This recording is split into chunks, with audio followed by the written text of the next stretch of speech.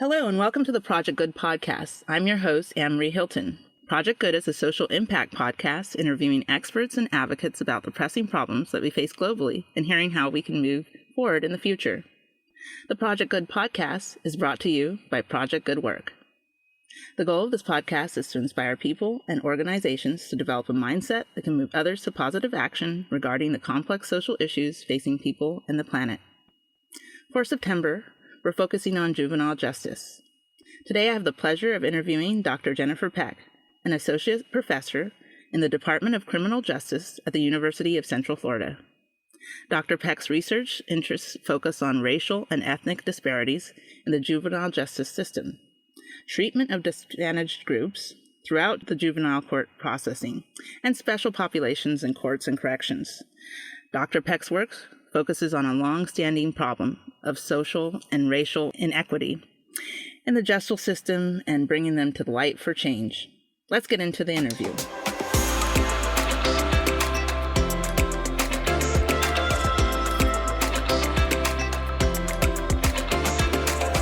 First, let me introduce our guest, Dr. Jennifer Peck, who is an associate professor at the University of Central Florida in the Criminal Justice Department.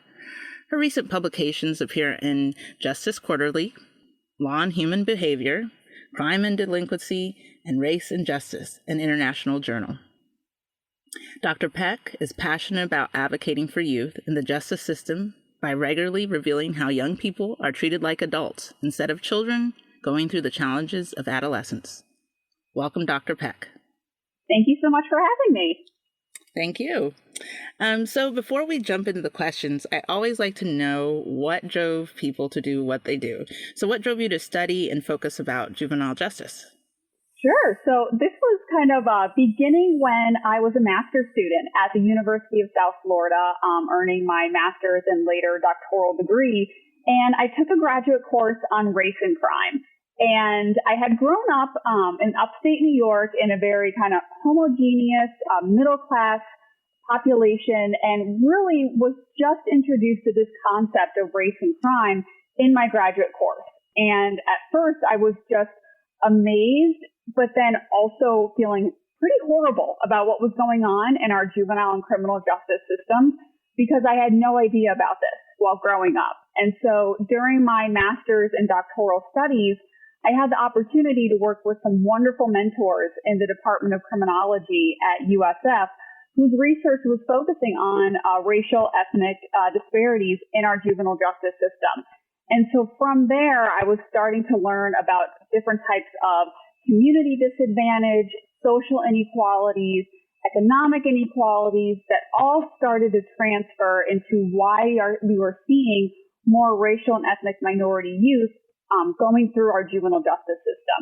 So really, it kind of turned into this turning point for me instead of just graduating with my master's and going to work for the CIA or the FBI or, a letter organization like that, that really I wanted to enact change by conducting research on these topics, but then also being able to teach college students about some of these topics that I was never aware of until I was in graduate school. So it was an opportunity to become a professor by being able to have that wonderful combination of teaching as well as conducting research and working with community partners to enact hopefully some change and help decrease the presence of these disparities in our justice system.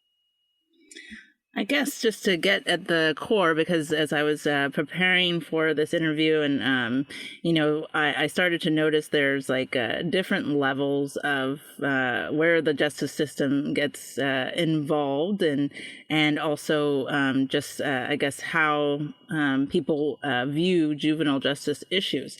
And the three levels that I was finding, and you can, of course, correct me if I'm wrong, this is just me doing some quick research being not an expert in this topic, is that I saw that there were what I would call and I've just categorized these issues and made them my own names, of kind of the boundary testers, which is kind of what adolescence I always think is about. And those were the people who were, maybe they skipped class or, continue to be disruptive in class. And then there were the people who were influenced by their environment. So I would say they were called the environmentally influenced folks. And what I mean by that, maybe they grew up in a rough neighborhood where it just was normal to have violence or see crime or drug dealing or even in some cases, maybe they experienced child abuse or something of that sort.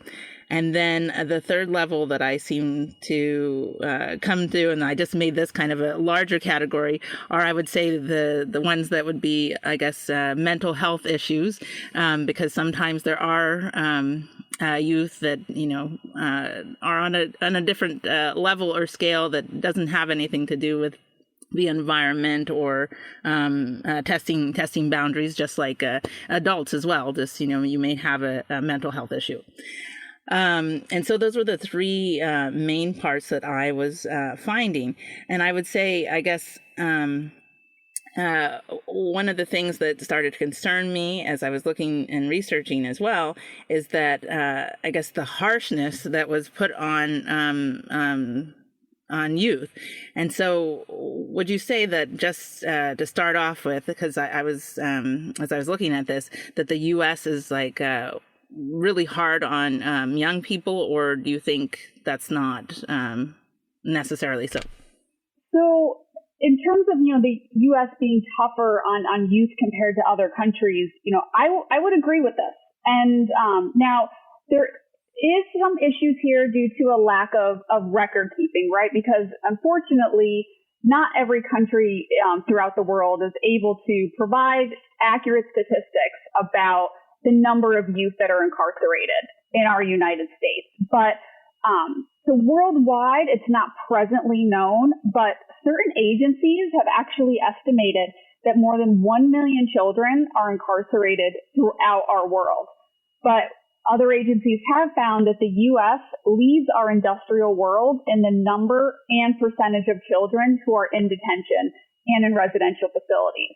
And so this was from a 2019 United Nations report. So I would say that even though throughout the last 10 years or so, we have been incarcerating youth at fewer numbers and percentages than previous years, we are still far more doing this than other countries are. And that's just one thing in terms of incarceration. One example I think to think about is that typically in our United States, our juvenile court jurisdiction over youth. So basically, depending on what age a youth is, will they be handled in the juvenile justice system or the criminal justice system? There's a great amount of variation across the country. So for some instances, some states do not have a lower limit. And what I mean by that is a youth of any age could be arrested and referred to our juvenile justice system. Or if a youth is 16 years old, maybe compared to 18, they can automatically be waived to our adult criminal justice system. So even though they are biologically at 16 still considered a youth, legally, they could be considered an adult. And that doesn't necessarily happen in other countries. Now, there has been this successful push to raise the age in our juvenile court jurisdiction. I'm sure you've heard that in yes. some of your research. And they've been recently trying to implement some of this legislation. But what I think would be interesting is to follow some examples of other countries to actually include emerging adults. So individuals who are 18, 19, and 20 years old, to keep them under juvenile court jurisdiction as well. So I know, for example, Vermont, Massachusetts, Connecticut, they've either raised the age to 20 or looking to do so. And this is what's been going on in some other European countries. Germany, the Netherlands, they apply juvenile sanctions, They put individuals in facilities, in courts, who are still 18 to 21 years old. So they're still understanding that there might be some adolescent behaviors that are going on, even when they are between the ages of 18 and 20. So I think that that's an example of, what the U.S. is trying to do with trying to raise the age to 18, but other countries are noticing differences in children and adolescents compared to adults, even up to the age of 21. And so I think that's another way to show that, if we're keeping youth who are 18 and younger incarcerated, well, then of course we're going to have higher numbers than some of these other countries, depending on what we legally consider who's a juvenile. Yes. I guess the line that I was trying to, aside from, of course, people that are doing really horrendous things, but that's something else that I'll probably bring up a little bit later, is I guess what are considered, this is what I was finding in research, is that where the line is of what are considered normal parts of adolescent development, for independence, that adolescents at the time are trying to fight for independence against their parents and authorities and things like that. Like where's the line should be before it becomes like criminalization? Like where do we say that, okay, they're just being a kid, or is it really a crime?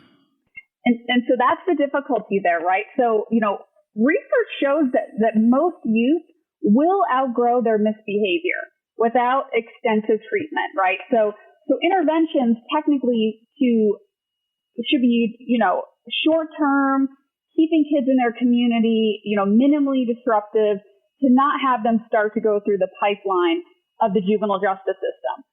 But, in regards to your question, there's this interconnection between politics, the economy, the social structure, and our justice system. So if we look back historically, many of the laws and statutes made by our juvenile justice system, were made by local and state and national government, but based on perceptions of what should be done for youth who misbehave. So it's one of the ways of thinking the government wanting to control youth versus rehabilitate them and treat them. So in other words, the way that the criminal justice system controls adults was starting to trickle down to youth who are engaging in what they were saying are illegal behaviors, even though we know that children are different from adults in numerous ways. So, that's where I think we talk about different statutes, like what is a status offense versus what is a delinquent offense. And I'm not sure if that's kind of something we want to talk about differentiating it, because I think that might get to what you were talking about in terms of what constitutes an offense. Yes, that's actually one of the questions that I wanted to ask. I guess, can you explain, I guess, the difference between those two types of offenses, between a status offense and a delinquent offense? Sure. And again, this gets back to your question as well. It's like, what do we determine is something that needs to have corrective action by our juvenile justice system? So status offenses in our system, they are basically behaviors that youth have engaged in. It's when adults, though, if they engaged in that behavior, would not be arrested. So in other words, the behavior is only illegal because the person is a juvenile. So some examples could be drinking alcohol, running away from home, violating curfew, truancy from school, and then incorrigibility at home. So depending on the state, now kind of backtrack a little bit, our juvenile justice system is not a federal system. Every single state has its own separate system with different statutes and laws and procedures. So depending on what state you're in, you may be referred to juvenile court for a status offense, but in another state, you may be handled more within a child welfare or other different type of system. So some status offenses are handled in the juvenile court, or they're considered children in need of services or families in need of services.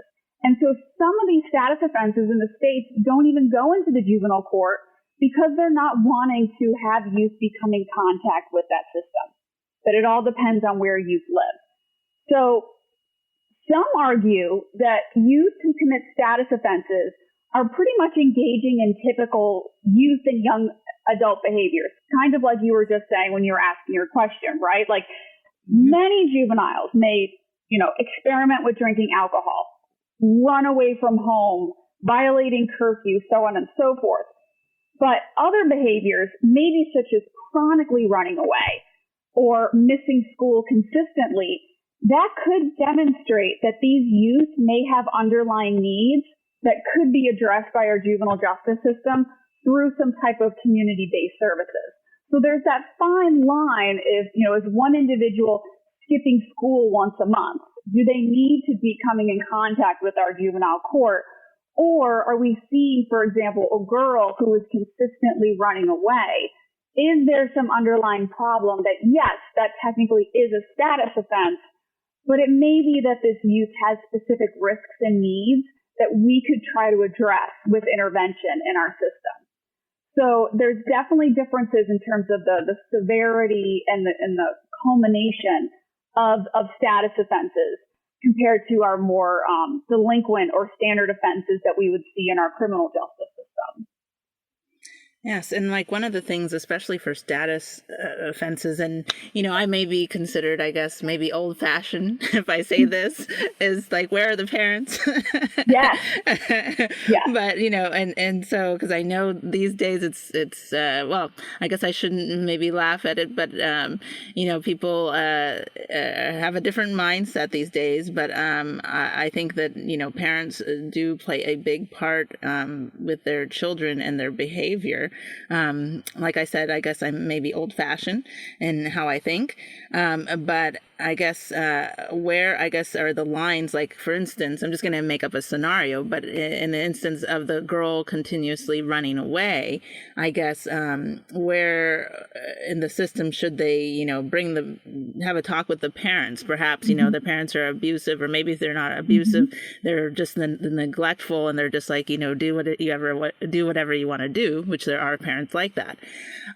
So I guess is it really? I'm not saying that blame shouldn't, the person actually doing the thing should, experience some of the blame. But in the case of juveniles, I guess, are the parents just not to blame at all? Or where does that fall? Where does that fall in the midst of all of this?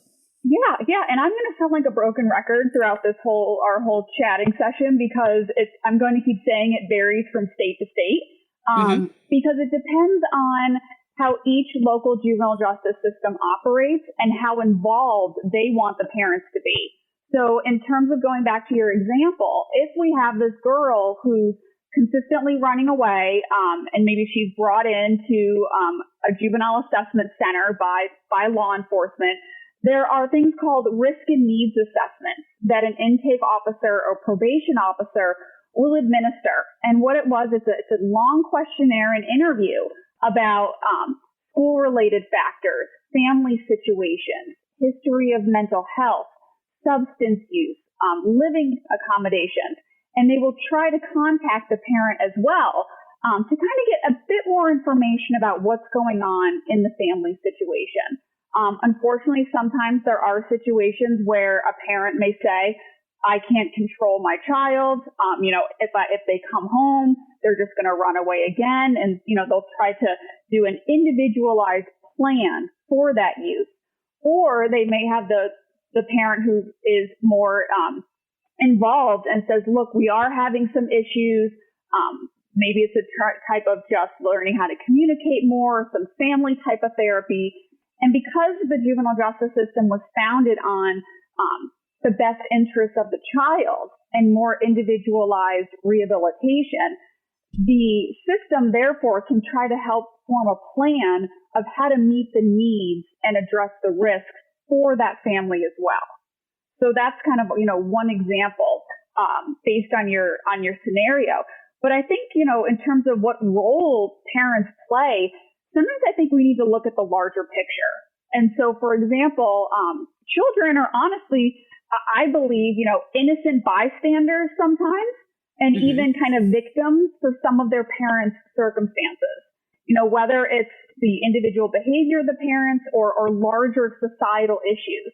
So for what I mean here is, for families who live in poverty, unemployment, residential instability, children can't, escape from these natural criminogenic environments. Their childhoods are very different compared to their affluent peers.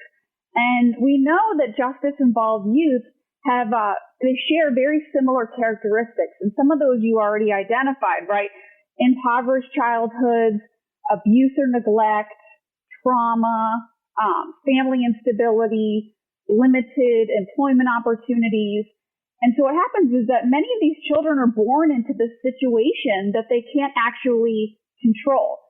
Children of the poor, those with less educated parents, they don't have the resources necessarily to overcome their obstacles sometimes. And so it's difficult in terms of we want to look at the individual behavior of the youth and of the parents themselves, or taking a step back and looking at larger and historical, structural, and economic inequalities that have turned into kind of this path of families that have been for generations in that type of system.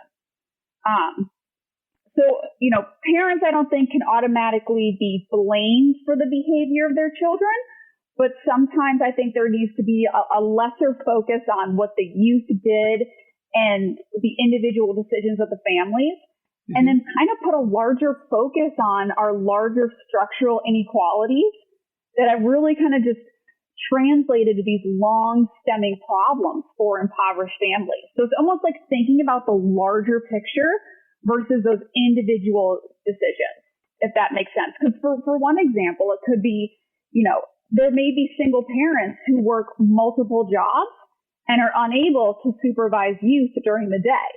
And so if a youth is getting in trouble during that day, it's not necessarily that the parent doesn't want to supervise them, but they're pulled in multiple directions because they still have to work and provide for the family. So if a youth is brought into our juvenile justice system, those risk assessment instruments, those types of interviews that they have with court actors can get more of the larger picture of what's really going on in the family and trying to help address some of those issues. I guess when they start to see, hopefully, I know it doesn't happen in all cases, but if they start to see the larger picture with the example, let's say for the girl that she has, maybe an abusive father and the mother works all the time, so she doesn't really see the abuse, or she doesn't have a close enough relationship with her mom to tell her what's going on. Let's see, I guess in those cases then, because she has already been doing these status offenses, I guess, are the status offenses usually overlooked, or does she still then become part of the system? Is that, I haven't found which, I see that sometimes it happens and sometimes it doesn't. Yes. And that again goes back to just the individualized nature of our system. They don't necessarily want to pigeonhole youth into, well, you have this factor going on in your life and you have this situation going on, so we're automatically going to remove you from the home and place you in a facility. There's a growing reform efforts about wanting to keep youth in a community. They want to keep them in positive environments. And if that environment isn't necessarily so positive, they will try to go ahead and figure out, are there more maybe stable family members, potentially, grandparents, aunts, uncles that a youth could spend some time with. Maybe there is a foster care or group type of home that a youth could be placed in for a certain amount of time while the parents are trying to, hopefully, if they're, wanting to be invested in this, work on their situations as well.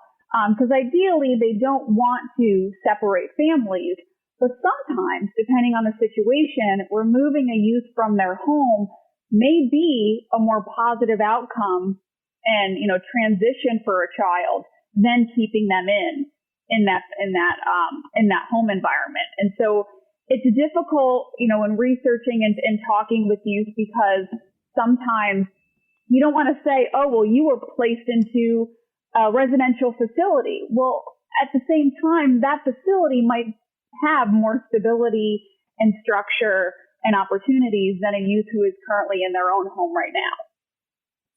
So I guess you would say that the biggest thing that puts youth at risk for getting into like a juvenile detention center would be the continuous instability of like home, and then the continuous happening of offenses, or are there other things that put them at offense for ending up in like juvenile detention centers? Yeah, so you nailed it on the head in a couple of the instances, and I can kind of provide a few more examples. I think I'm just going to backtrack real quick to kind of, when we talk about juvenile detention centers, is people think that there's many different ways that youth can end up in a detention center. There's multiple options. So detention is really this broad term that is used whenever housing a youth in a facility when they're under custody of our juvenile justice system. So when a youth is first referred to the juvenile court, they can be placed in detention when they're initially arrested and they're awaiting their initial appearance. So basically the court's deciding, we need to ensure you're going to come to your first hearing. You need to stay in detention. All right. So that's what we talk about in terms of pre-trial or pre-adjudication detention. And then youth can also be held in detention after this initial hearing throughout the whole court process before, their final case outcome or disposition is determined. And so that way they're ensuring they're still going to continue to be coming to all their hearings and meetings. But then also, youth can be held in detention when they're awaiting to be placed in a long-term residential facility, because detention is supposed to be short-term care only, while, for example, they're waiting their hearings or they're waiting to be placed in a longer-term residential facility. So we can use the terms, juvenile detention or residential facilities interchangeably, but those facilities are technically longer-term placements. So kind of in terms of what you were asking is like, what puts the youth at risk for ending up in a detention center? Concerning that pre-trial or pre-adjudication detention, so when youth are initially arrested and brought in, if they can be detained if they allegedly committed a specific offense that is serious enough by the juvenile justice system that they believe they should not go home prior to that initial hearing. We're talking about offenses where a youth allegedly had a firearm, a violent offense, certain situations like that where they may be at risk to hurt other people or hurt themselves or not come to their next court date. And so there might be some statutes in place where, well, if you're being charged with aggravated assault, you're going to be detained moving forward because you, in terms of public safety issues, we should keep you there. Another situation, unfortunately, that happens, and this goes back to our parenting conversation, a youth can end up in detention if there's not a parent or guardian who can come and pick them up. And so this is an example of an unintended consequence of our detention process, because let's say a child is arrested, brought to an assessment center. They're considered a low risk to recidivate. Maybe it was a trespassing situation where, they technically don't need to be held in detention because they believe that they'll come back, for their hearings. They believe that they're not at risk at all. But then what if the parent doesn't have a working cell phone or a house phone, or they're working at a job where they're unable to pick up their child? As a result, that kid has to stay in detention overnight. Yeah, so I didn't even think about those, they're just a regular kid, but their parents, can't do it or something. Right. And then getting back to, what you were saying about what puts them at risk, that risk assessment instrument, they go ahead and give that to youth, basically for the purpose of detention. So again, like I mentioned, if there's an alleged offense, violence, maybe a situation of domestic violence, using a firearm, if they have multiple past referrals to the juvenile justice system, they're not brand new to the system itself. If they have a history of escaping into many prior facilities, or if they haven't attended previous court dates. Let's see, if they are currently on probation, or if they have a history or indicators of any abuse in the family. These are some of the indicators that are going to say, all right, we're not going to have you go home for your court proceedings. We want to keep you in detention for those various reasons. Now, one of the things I was also reading, and I don't know if it was just an off-tangent kind of thing that only some people are concerned about, I guess, are the juvenile detention centers themselves. Once children or adolescents are in these centers, a lot of people have concerns about the centers themselves, that sometimes, there's, I guess, multiple angles. There's, of course, the thing that happens just because they are adolescents influenced by other adolescents, and maybe, they get worse ideas. Or so there's that. But then there's also the thing that people are concerned about, the treatment of these adolescents once they are in centers, that they're already being thought of as criminals, or sometimes subjected to additional abuses. I don't know if that is a high concern, or if it's just something that is a concern for just some, I guess. Yeah, it is a concern. I wouldn't necessarily say it's countrywide a concern, but a youth can be affected by detention even in a short term. And so, for example, placing a youth in detention naturally means that they're being removed from their home and their family environment. So, they're missing days in school. They're not able to attend work if they have a job, any sports activities, or other responsibilities.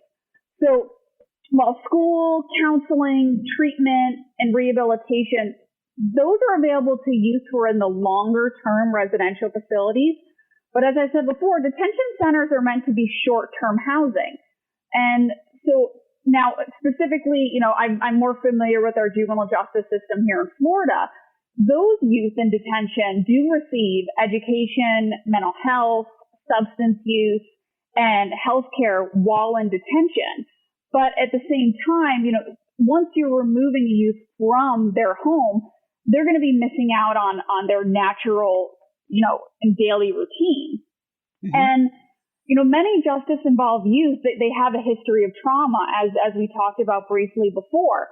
So that actually, being held in detention, exacerbates the feelings of being abandoned if they're placed into a facility that's not in their typical home environment.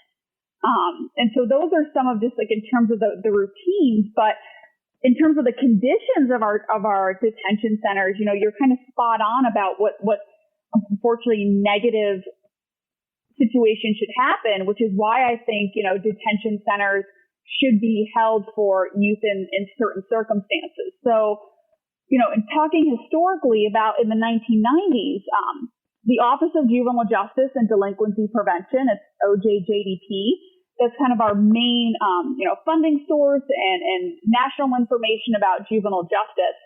They reported that there were substantial issues with juvenile detention centers. I mean, we're talking about inadequate health care, lack of treatment services, an excessive use of solitary confinement, and even the use of physical restraints. But throughout the last 2 decades, there have been major reform efforts around trying to reduce these instances. And for one thing, besides, going ahead and improving these conditions, we're seeing a lot of these facilities actually closing in the last 10 years, which naturally would go ahead and reduce the instances of negative situations happening in detention, because we're finding that we're able to keep youth in their communities without seeing this increase in crime. So it's almost like a two-tailed effort where for those detention centers that are still opening, there has been a large focus on reforming the conditions of detention, decreasing the length of stay for kids who are in there, and then not even placing youth in detention unless they're considered a flight risk or, a an issue with public safety. Some states have even said, unless, if there's a minor offense or a nonviolent offense, you will be staying home for your disposition. We will not be, placing you in any facility. Yes. And so, I'm glad to hear that now that there's a greater focus on mental health and redirecting youth. One of the things, and just kind of transitioning to a different angle of this topic, as you know, and everybody saw in 2020, that race became another hot and heated topic that continues to be one of the things that America deals with on a daily basis. And so, of course, one of the big things that's always brought up is, and we saw obviously with the George Floyd, I know obviously he wasn't a juvenile, but just as a lot of African Americans and minorities in general are looked at as sometimes criminals in society.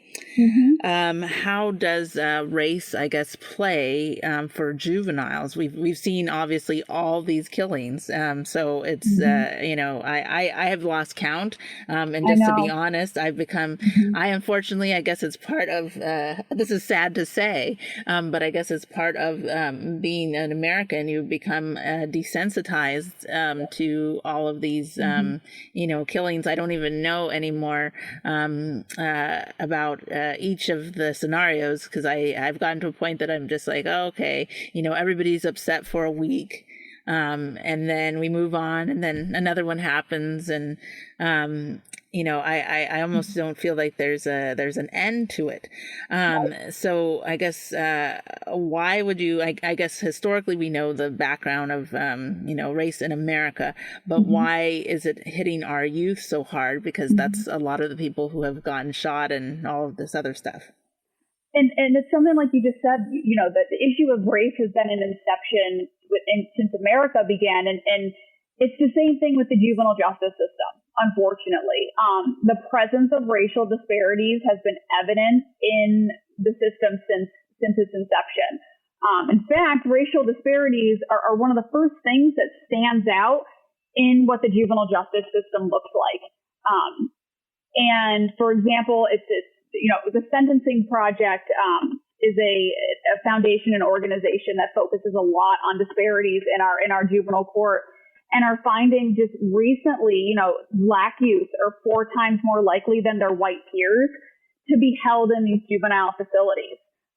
And even though we're starting to see fewer youth being held in facilities, this race gap is starting to get a bit smaller, but it's still larger. It's still evidently pretty large. So, our juvenile court statistics are a little delayed compared to some others because, again, since it is a state-run system, it takes a while to have all of that data accumulated and put into national statistics.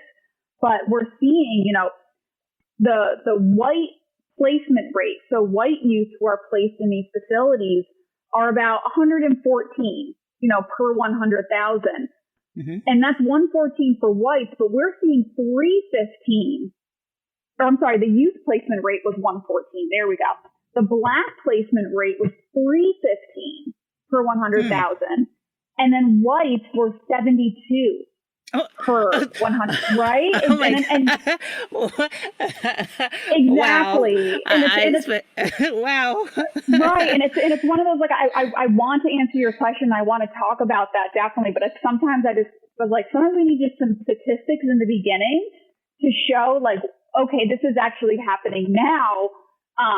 And even though we are seeing some decrease in disparities, those are some still pretty, large differences right there. Yes. I didn't even realize, I knew it was large. I didn't realize it was like that. It's almost, there's,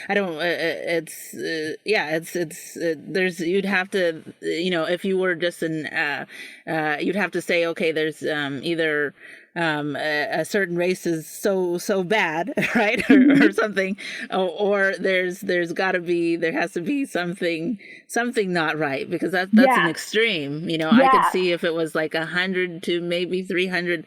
It's still a lot, but we didn't even get into the same triple digits. Right, exactly. 315 to compare to 72 or 72, right. And it's honestly, this is something new also with COVID happening. We're starting to see that white kids are being released from detention centers at a higher rate than their Black peers. And kids of color have already been detained for longer periods of time prior to the COVID pandemic. And so this gets back to your question about like, what is going on? Like, what are some explanations? Why are we seeing this? And it goes back to, I think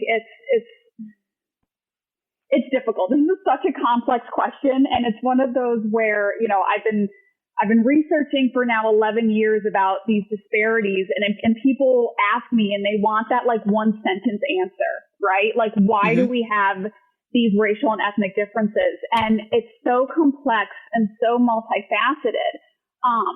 But to kind of help a little bit, there's these two broad explanations that people talk about why we see these disparities and how they're, pretty increasing or decreasing, throughout the years. But one of them is what we call our differential offending explanation. And what that really means is that the argument that minority youth engage in more serious and more frequent offending more so than whites. All right, so they're engaging in more serious crimes and they're engaging in that more often than whites. So because of that, more serious crimes, a higher number of prior referrals, well, then that's why you're going to see more minorities compared to whites in our system. So, that's one viewpoint. The second viewpoint is what has we've been seeing more in the last few years, especially getting back to your comment, is this differential selection or selection bias argument. And this gets at the explanation that juvenile court actors, so police officers, judges, probation officers, they have these implicit biases, perceptions, and beliefs about Black and Hispanic youth compared to whites. And because of these negative stereotypes and biases and attributions for why they may be engaging in crime compared to whites, that's why we're seeing more Black youth being arrested, being formally charged, being adjudicated. We don't say guilty in our juvenile justice system, to decrease stigmatization and labeling. We say adjudicated. And then instead of a sentence, they receive a disposition. So the other argument says that, well, based on these selective biases, this is why we're seeing these racial and ethnic disparities.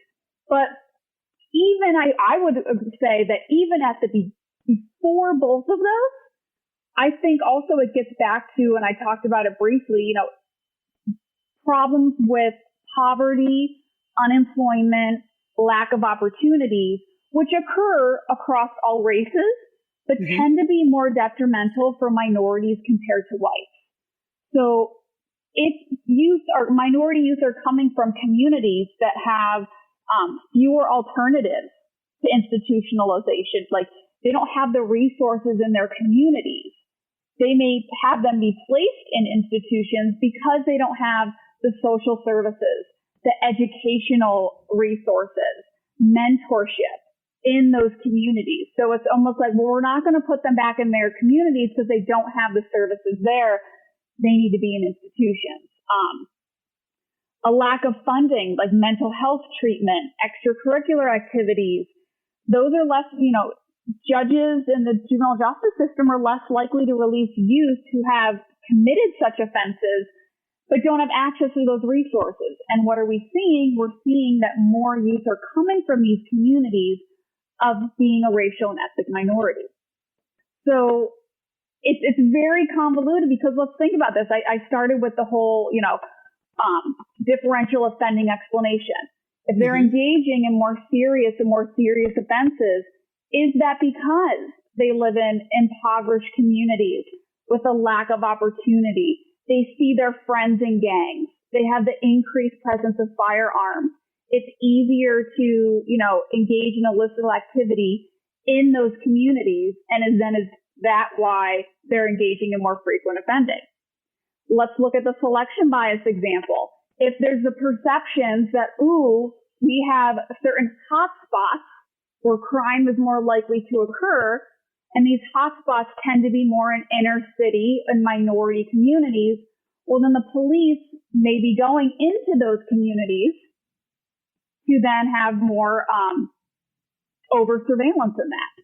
Yes, so, actually, that was something I was going to ask. So, yes, I was wondering if they go into those communities a little bit more, because I've heard people talk about that as well, as that because they know, like, I have obviously never been a police officer or anything, but I know obviously that, you're supposed to be, as a police officer, taking, guarding the public, taking care of things. And so you go to the places where that there would be problems, but even and then you are on the lookout for problems.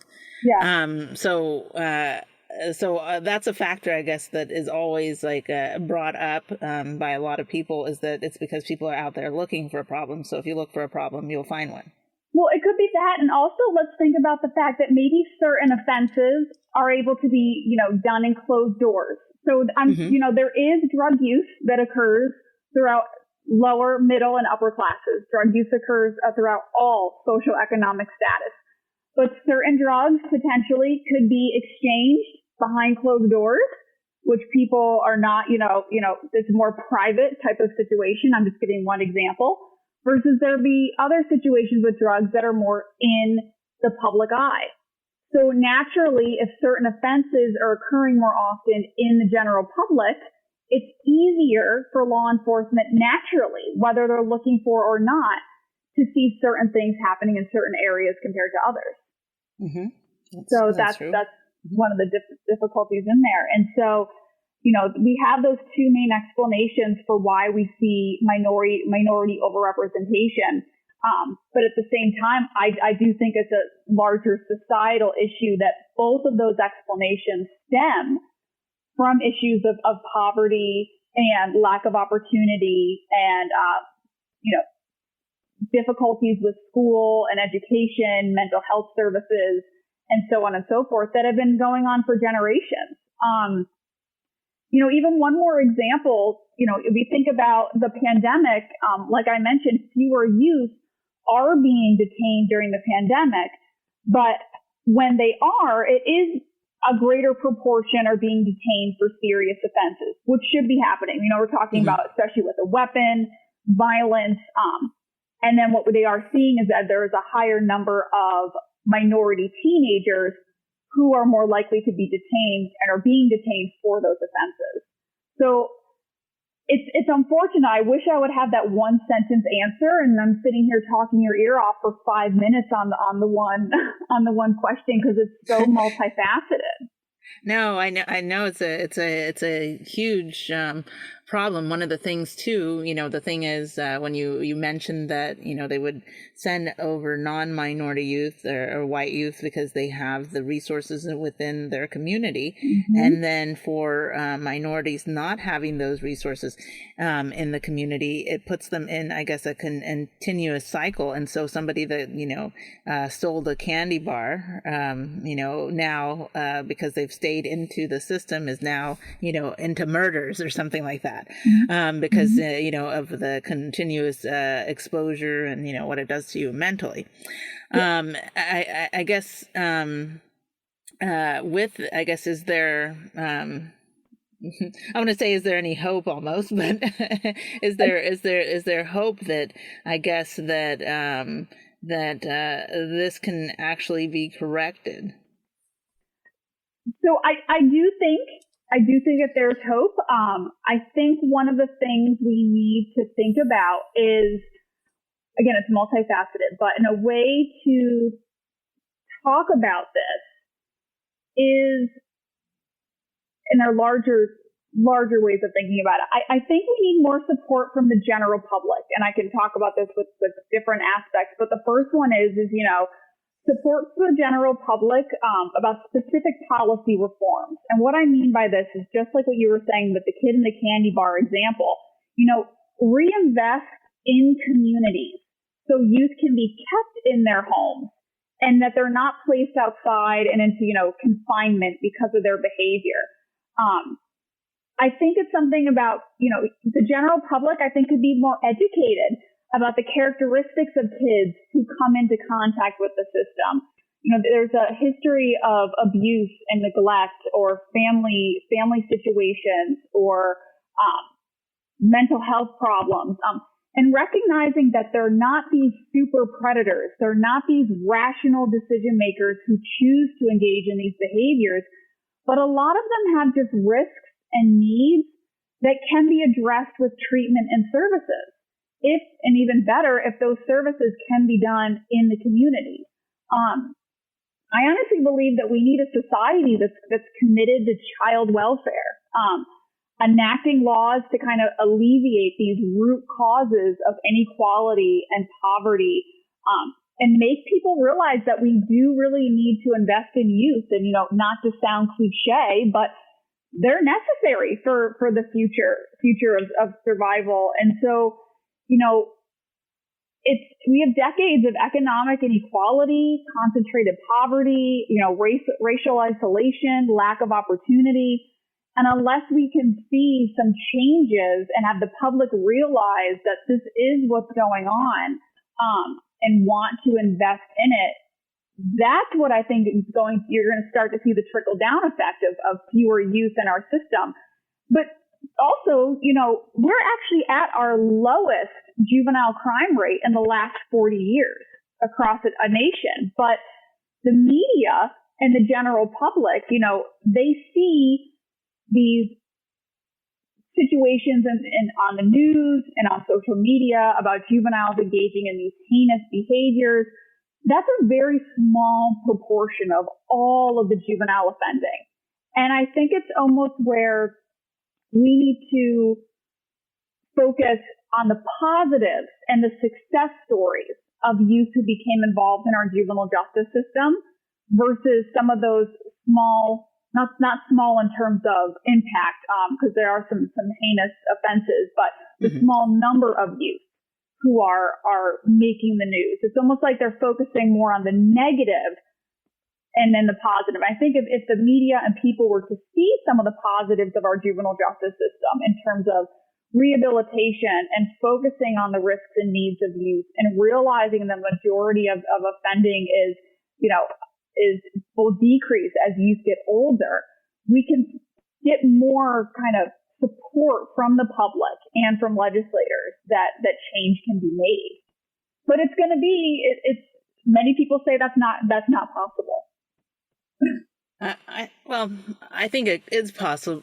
I think it's possible only because of, the media obviously has an extremely strong influence, as we have seen in this country, as now the country itself is, on almost every issue, people are taking sides. So, and that's really because of the things that they have seen either on television, through social media.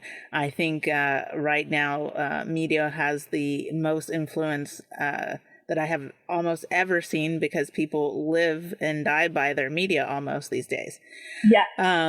And so, yes, I actually did read the statistic that you were talking about that, actually rates have gone down, because I was I was double checking, because I was like, is that right? Because the way that the media has you thinking, I was thinking that, youths are out of control. We got to maybe start tasering them.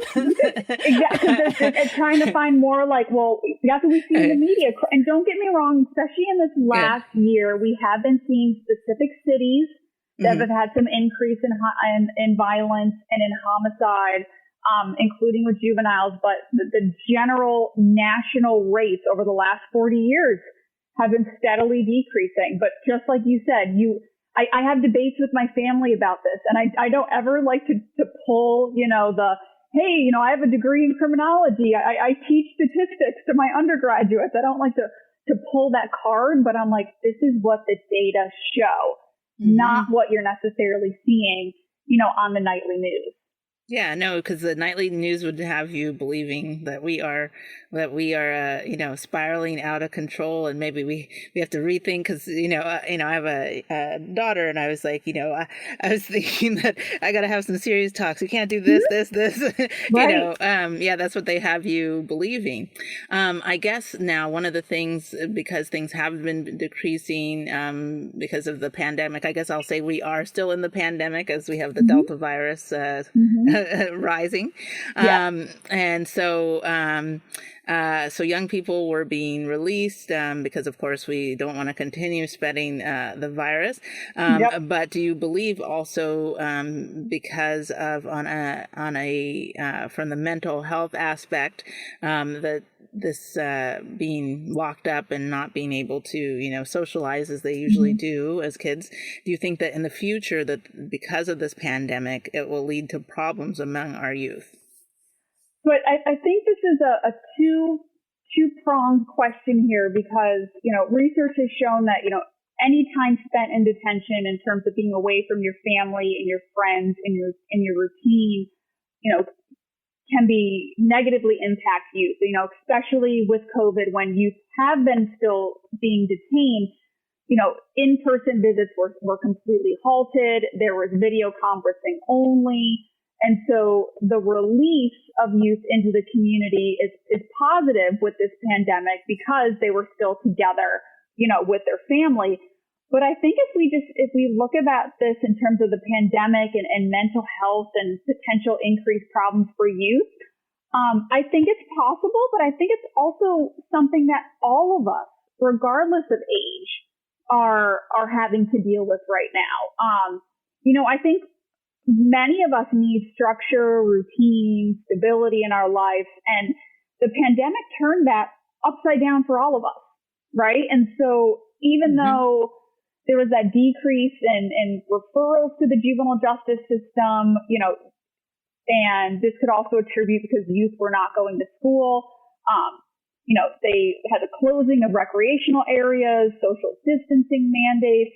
But just like you said, we're starting to see that increase in mental health needs, increases in family conflict, decreases in educational attainment in this past year. So these can have short and long-term effects for not only youth, but all of us.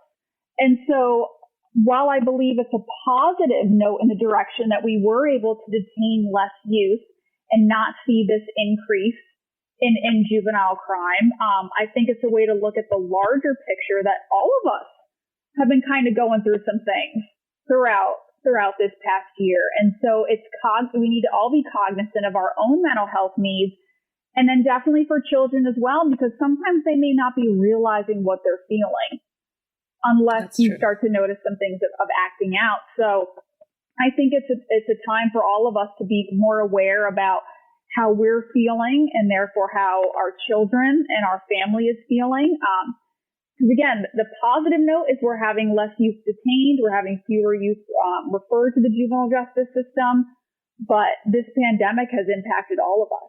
So I think we definitely may see some short and long-term effects. And me and some colleagues right now are beginning to take a look at some of those impacts within, Florida's juvenile justice system, where we're working on a proposal right now to try to look at the different risks and needs that youth are having, not only pre and post COVID, even though, like you just said, we are still in our COVID world, but then also how this changes over time with having more school resource officers in schools. So we're looking at kind of these natural experiments of when certain things have happened to youth throughout these last 5 years, what are the characteristics of them? Like, what are we starting to see changes in with them? I guess to kind of conclude a little bit with all of this, because there's so many different I guess, layers to the juvenile justice system, and especially with what you specialize in with looking at racial disparity, which is a major social issue that I think will take definitely time to get through. How can, I guess, for the everyday person, I guess, how can they help either change the system or change their mind, or how can they make a difference in this area? So I think, it's such a great question. And some of the parts, I highlighted real briefly about, just learning more about youth in general and, supporting, specific policy reforms, and really just educating ourselves a little bit. So, for example, I think we need to show the general public that there needs to be a smaller emphasis on the youth's individual behavior and cultural factors, and then focus more on structural inequality to explain, differences in people's lifestyles and circumstances. I think that, the general public and people can help. I think education is the first step. Just learning more about the fact that children are not necessarily capable of making sound-minded and rational decisions. Children are different than adults. Their decisions are often due to the environment that they live in. And, what we talked about earlier about, potentially they only know based on what environment they're in and what they see in terms of what their family situation is. Adolescence is a time with the inability to assess consequences. Emotions influence youth's judgment so much more than adults. They're emotionally charged, which, compromises their decision-making ability. They're more heavily influenced by those reward centers in their brain. And so I think it's time for the entire country to understand these differences. And so whether it's just understanding children are different, the use of, if there's potential, volunteering or mentoring services, specifically in underserved communities. There are numerous different types of community-based programs that would love volunteers in terms of checking out your local areas. Even just, small Google searches about the juvenile justice system and contacting probation officers or court actors there about, are there opportunities to, do after school activities with youth, or if there's youth in detention centers. So here in Hillsborough County, a few years ago, we had yoga instructors going into the detention centers to just have, youth take yoga classes, because it's just a way to help build connections and mentorships and realize again that these kids are kids and they have risks and they have needs, and they're not necessarily this separate label of juvenile offenders. Like, we don't like that label. They're youth who are involved in our juvenile justice system. And they look very similar to other children who are not involved. And so I think what people can do is help learn and educate themselves to decrease that stigma. And like you mentioned, be critical with the media. Just don't take a story for what it is at face value, but do your research and realize that, our juvenile justice system is making reform efforts. They're focusing on rehabilitation. They don't want to see youth coming in through the door over and over again. So, but they need the resources to do that. And so I think that's more at the local and state government level to invest in our children here. Yes, I agree. I 110% agree in mentorship. I think it makes a big difference in a child's life. Just having somebody to pay attention. I forget, I was reading some statistic about that of like, how much a child needs attention. And, you think about it more of when they are in the, of course, the baby stage, because, you feel that you have to obviously feed them and stuff. But they also say, I was reading in the statistic that actually when they get to those teen years, those years are actually the more critical years to be kind of like that on your toes with them, because those are the years that they are, coming into who they are going to be or start to be as adults. And from our perspective as a society and things like that, especially American society, those are the years that we're trying to push them away from us. Right. But exactly. Yes. They're the ones where, that's when they're starting to form their identity, and they need to be able to be transparent and communicate with parents and adults and all of that. But like you said, you want them to like fly the nest and learn on their own. But sometimes we still need that communication and that cohesiveness with them. You're right, 100%. Yeah. So, so definitely as they enter the teen years, parents, pull your kids closer. Yes, exactly. Well, thank you, Dr. Peck, for your time and insight. This has definitely enlightened me and taught me some new things about juvenile justice that I did not see before. One of the things, I wasn't even thinking about just, the parents that are just out there busy working and, their kids end up in this situation, not because they've done anything wrong, just because, they're busy parents. Yep. For everyone, it affects us in so many different ways. Even if your child doesn't end up in this situation, they may have a friend that ends up in a situation like this. This is extremely important that we all really look at it. So thank you again. And so if you have a passion for an unserved community, a social justice problem, or simply want to change minds, contact Project Good Work at projectgood.work to start your project of change today. Thank you to our listeners, and thanks for tuning in to Project Good, where we're focused on what matters.